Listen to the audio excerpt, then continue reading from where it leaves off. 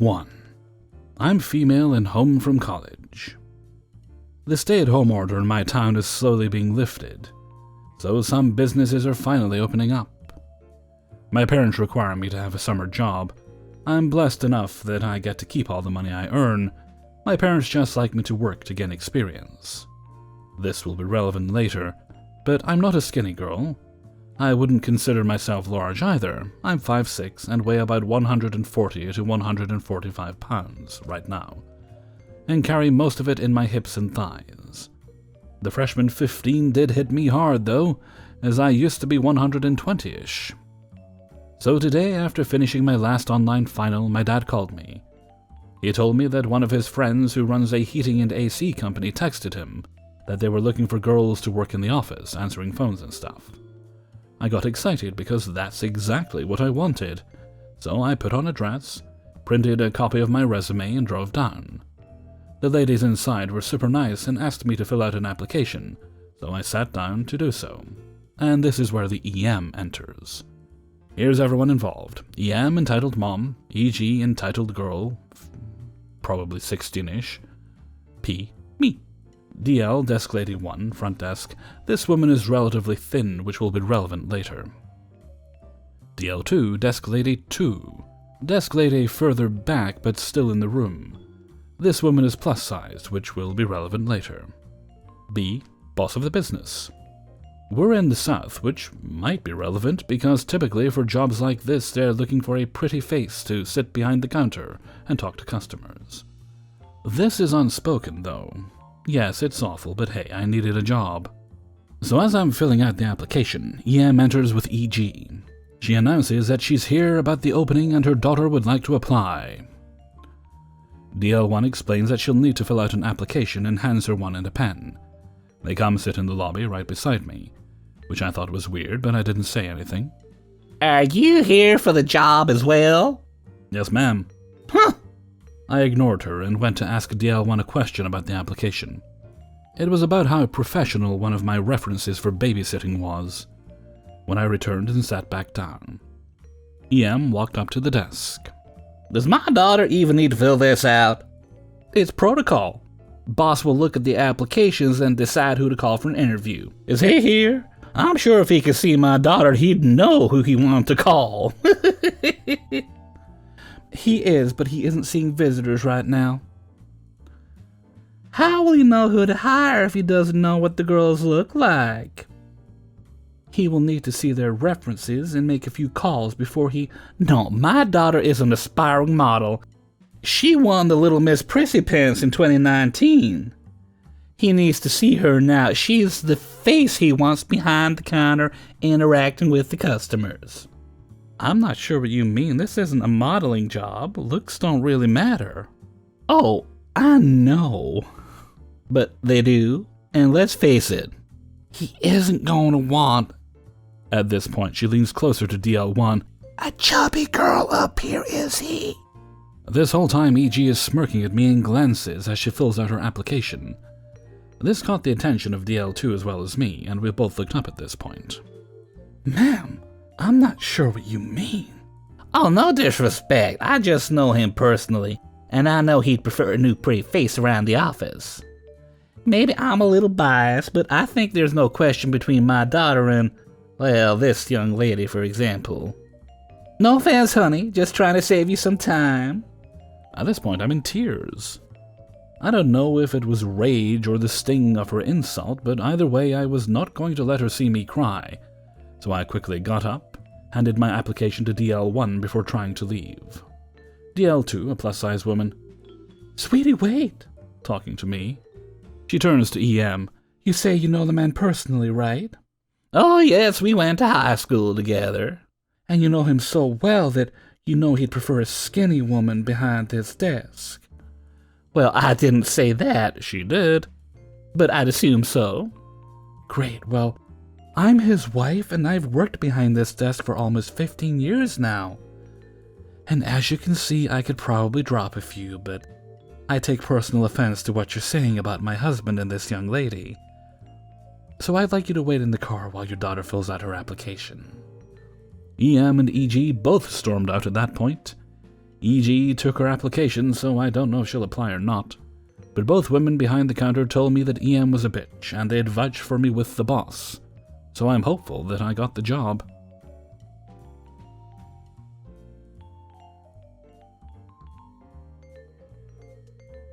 Two. So to set the scene. I live in a very small beach town in North Carolina. We get a crazy amount of tourists in the summer months, but not quite as much as Myrtle Beach, a large city in South Carolina, one of the most popular on the East Coast outside of Florida. We get our fair share of naive tourists, and during my time as a lifeguard, I probably got asked 3,000 questions about sharks, or jellyfish, or stingrays in a day.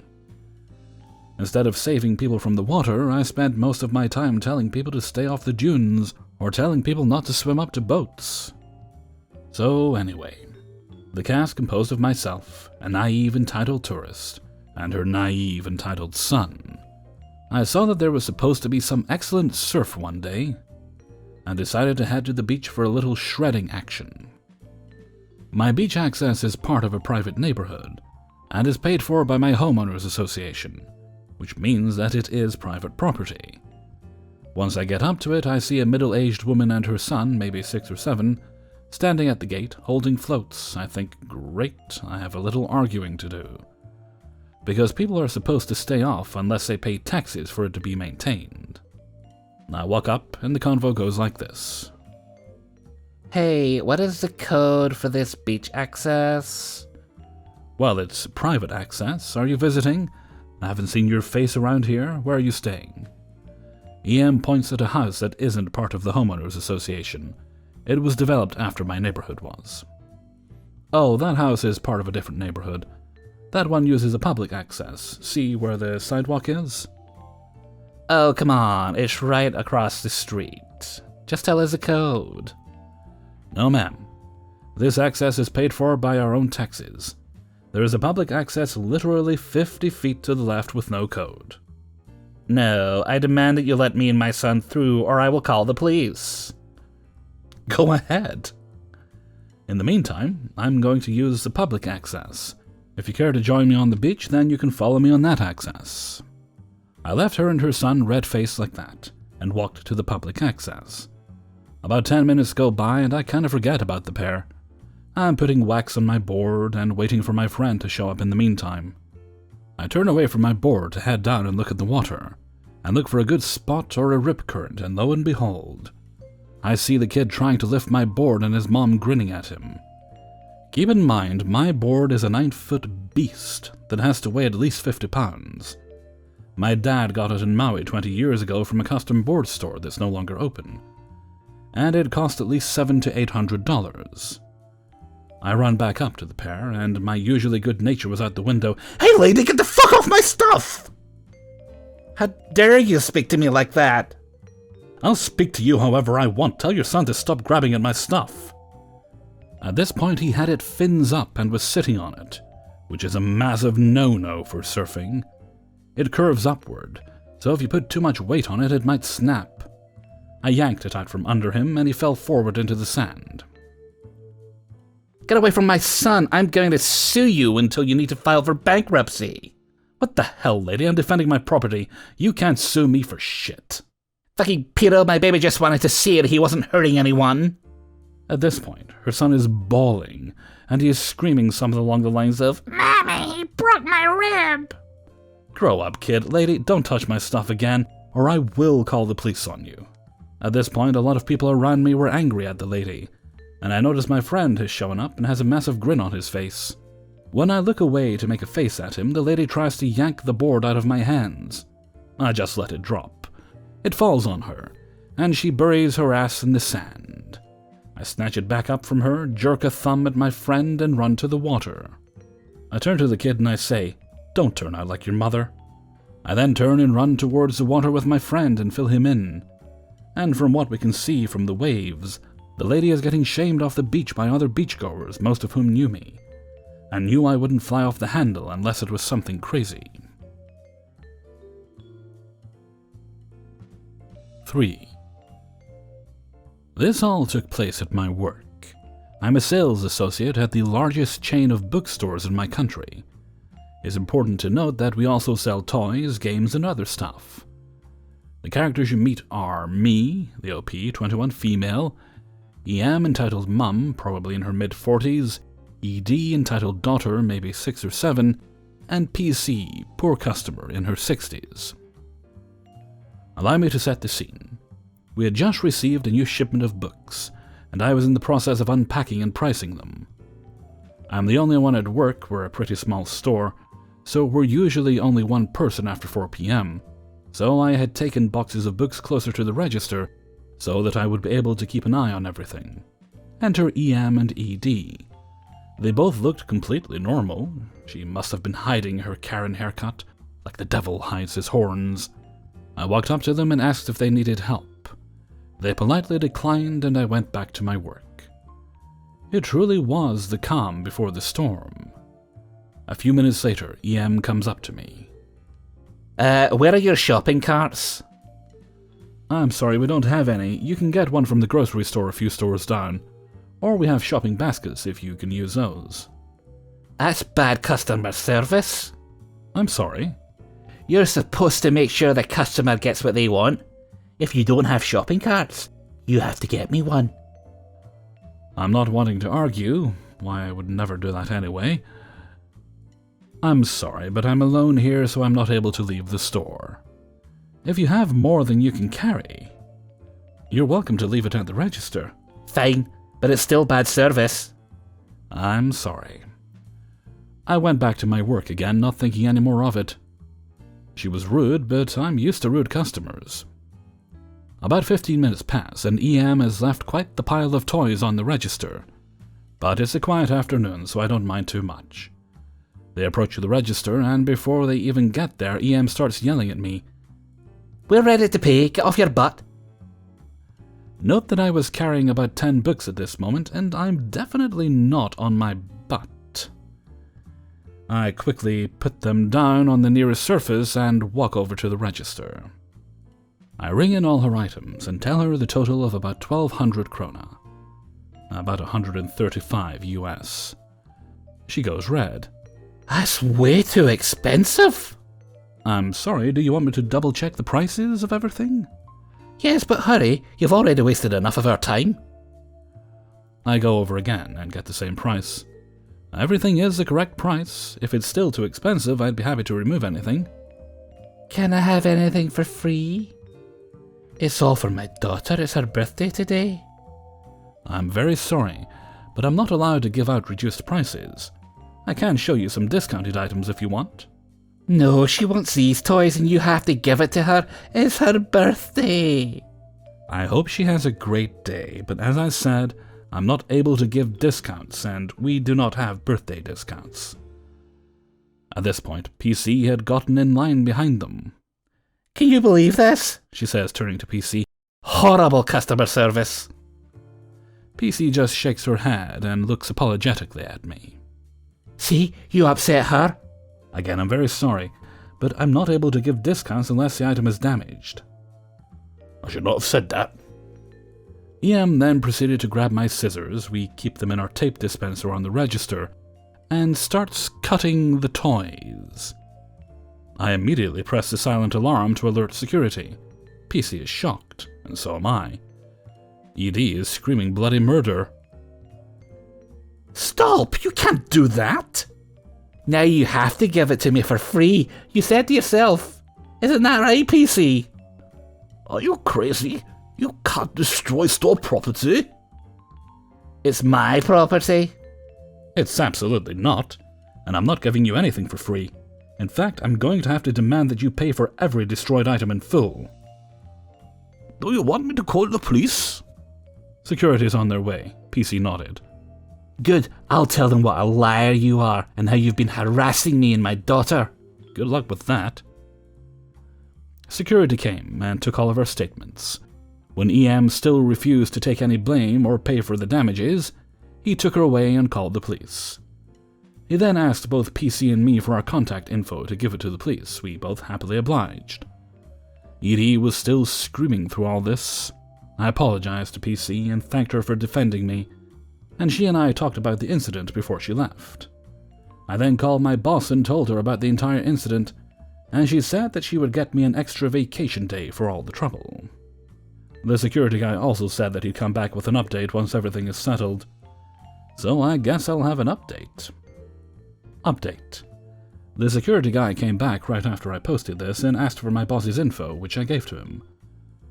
I asked for more info then, but he didn't have any. Then, as I was closing the shop, he came in and told me that EM had been taken to the station. Initially, the police would have let her go with a warning, as long as she paid for the damages, but apparently that upset her a lot. The security guy couldn't tell me too many details, but she tried to run out of the office and pushed the officer in the process, who then charged her with assaulting an officer and resisting arrest. Not the exact charges, but the closest equivalent in my country. He then gave me an update, that they still had her kid though, as the dad was out of the city. No idea what happened to her in the end. The security guy then told me that the police will probably be in touch at some point. 4. I've worked at a daycare for a few years now, so you could imagine how many entitled parents I've had to deal with. This happens to be one of the most memorable and crazy ones. At the time, I was working in the 3-year-old room, and one of the kids in the room had just recently learned of a severe peanut and tree nut allergy. So severe that the parents brought an EpiPen for her if something happened. This wasn't a new thing for the center. A boy in the 4-year-old room also had a severe peanut and tree nut allergy, and had an EpiPen at the center. Parents in the room were all notified and told they could not send in items with peanuts and tree nuts, since there was a child with an allergy. Important. The parents were told by the director at the front desk, the classroom teachers, and on paper with a note on their child's daily report, so they all knew. About a week later, at morning snack, the lead teacher in the room starts talking to one of the kids, then takes something from him and throws it away before starting on an incident report. Unimportant. If you don't know what they are, they're just so we can't be held liable for injuries that don't occur in our premises. And so we have a record of injuries and such that do happen at the center. I go ask her what happened, and she told me that he had a bag of mixed nuts. Now, this kid and his mom are known for being a bit crazy. The kid is one of the worst behaved children we have, and the mom doesn't really care. But this was a bit much, since the allergy notice just went out recently. Oh well. We write up the report. She will receive a copy and has to sign the one for the center's records. And go on with the day, since luckily the girl with the allergies wasn't there that day. EM shows up to get her kid that night. She gets the incident report, and is told not to give him something like that again for a snack because of the allergy in the room. She says okay and goes home with her kid. The next day it's morning snack time, and this time I see that the kid has a bag of mixed nuts again. For the second day in a row. I quickly grab them and toss them in the trash and write it up. Now each incident report is copied by the director, so she knows what each is about, and now sees that the same kid has brought in mixed nuts again, after the reminder the night before. So the director decides that she's going to give this incident report to the mom that night, partially because it's a really serious issue, and because her bill is overdue. End of the day comes, and we tell the EM that the director has an incident report for her. Now, this is all second-hand knowledge since the conversation happened in the director's office, and she told me about it the next day, so I don't have the actual dialogue. Essentially, the EM brings her kid with her into the office. Kid immediately starts complaining and climbing on chairs, and the director tells her that this is the second day in a row that she has sent her child in with something that could have seriously harmed another child, and she had already had one warning. I know there was some sort of repercussion for her if she did it again, but I don't know what it was. EM immediately starts getting upset, and it only got worse when the director told her that her bill was overdue, and she needed to pay it or be removed from the center. Now EM loses her shit and actually threatens to have her boyfriend come down and I don't even know what. Fight my boss? EM says that she's being forced to overpay and she will not be signing the bill. Note, my boss isn't much older than me, and is one of the most savage people I have ever met. So when this EM says she won't sign the bill, my boss tells her, alright, if you don't want to sign that, I have a disenrollment form you could sign instead. EM was thoroughly pissed off, yelled for a bit more, and then left. Eventually she did sign the bill, and her kid was still going to the daycare. I have so many stories from this center, it's ridiculous. 5. Please be aware, while my stories do not and will never feature depictions of animal cruelty, on occasion a story does include a passing reference to such an event. The following story near the end does include such a reference, but no graphic detail. For those of a sensitive disposition, I will understand if you choose to skip this story. This story was from when I was 9. The day it happened is still very clear in my mind. So a little bit of backstory. My family and I lived in Davao, and my grandparents and several cousins and uncles and aunties lived near each other. And my uncle is a cop and a trainer in a sort of police academy. Mostly their classes took place in a big closed-off field where no one else is allowed to go, without permission. Of course I was allowed, so one day my friends were outside the gate of my house, and asked if I wanted to play. Me, of course, being a child, followed them, and we went to the field. There were no people there except us. As we arrived, I noticed one of my friends brought his big cousin, who is known for being a bully who takes other things by using his father's position as a threat. His father, a barangay tanod. Not really sure of its equivalent in English. And he tells the kids he bullies that if the kid doesn't give him what he wants, that his father would put them in jail, and we were all afraid of that happening because, well, we were dumb kids. I didn't mind him at first and thought that maybe he could be a potential friend. He was 3 years older than us at the time. We began playing hide and seek, and I hid in the garden, where Bakanawa, my uncle's eagle, was being kept in a cage. The eagle saw me and began making noise. He was my best friend, and my uncle taught me how to take care of him and how to interact with him. For context, my uncle found Bakanawa the eagle injured in the mountains when he was in a camping trip.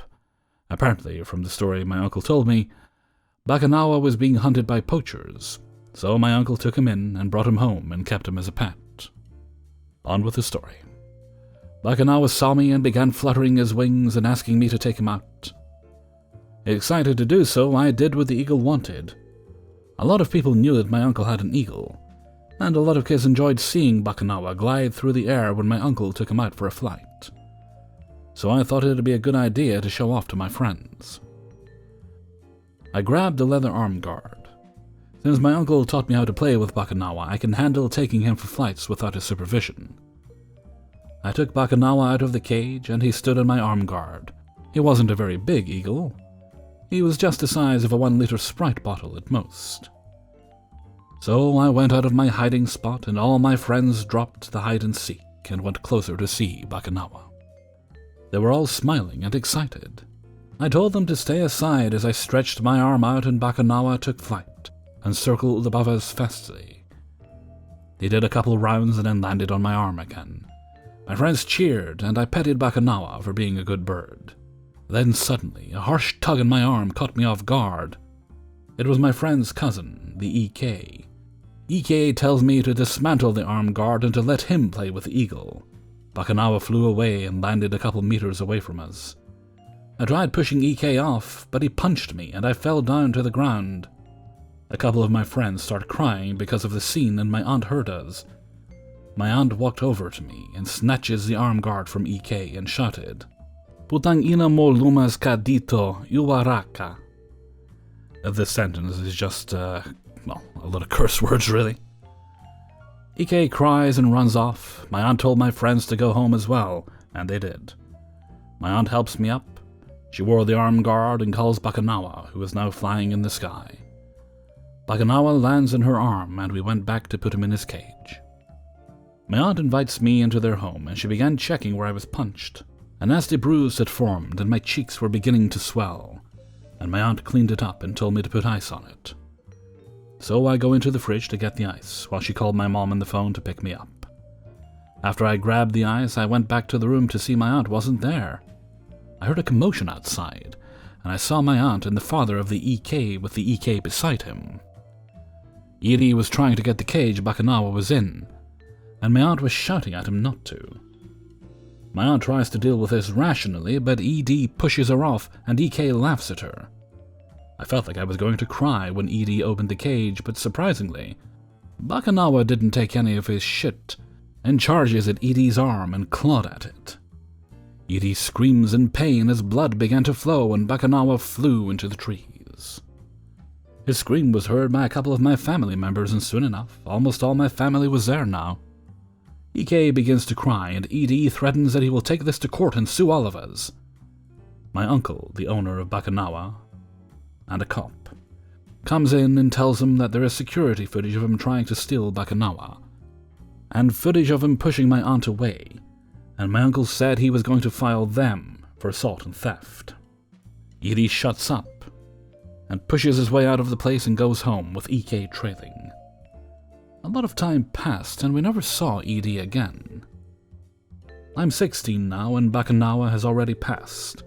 He is now flying through the clouds of heaven. Thank you, Bakanawa, for being my best beast friend. Additional info. For those wondering, my uncle found Bakanawa on a mountain named Marahan, and I remember so much more now that I shared this story. Also, Bakanawa didn't die of old age. He died because of a severe cold because of a very strong storm that happened years ago. My uncle tried to take care of him, but because Bakanawa was already old at the time, he didn't make it.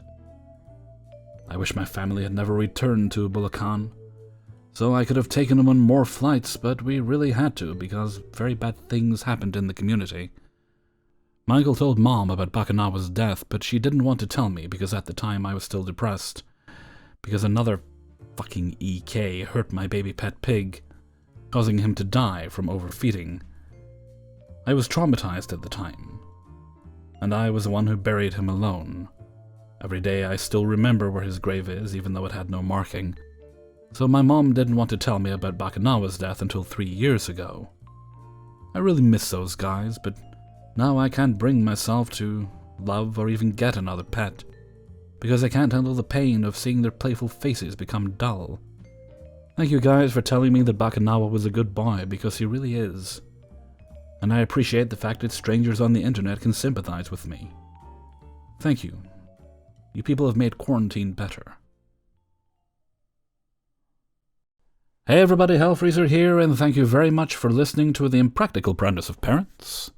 iPop number 39. And thank you very much to everybody who allowed me to use their stories in this video. Big thanks to the chat keeping me company as I recorded. As I said, I was going to be doing less stream chats this week, and I did. And I think that's worked out well, so we'll keep going that way for now. I'll do one big one on the Thursday. Well, Thursday into Friday sometimes, really. When I'm recording the weekend videos, and I'll record solo throughout the week. A very naughty chat this time. They were posting lewd things like eggplants and so on. And I'm assuming they're meant to be lewd. I'm obviously very innocent and don't fully understand what these things mean. Okay, and with that, I'm going to head off for now. So until next time, thank you very much for listening, and take very good care of yourselves.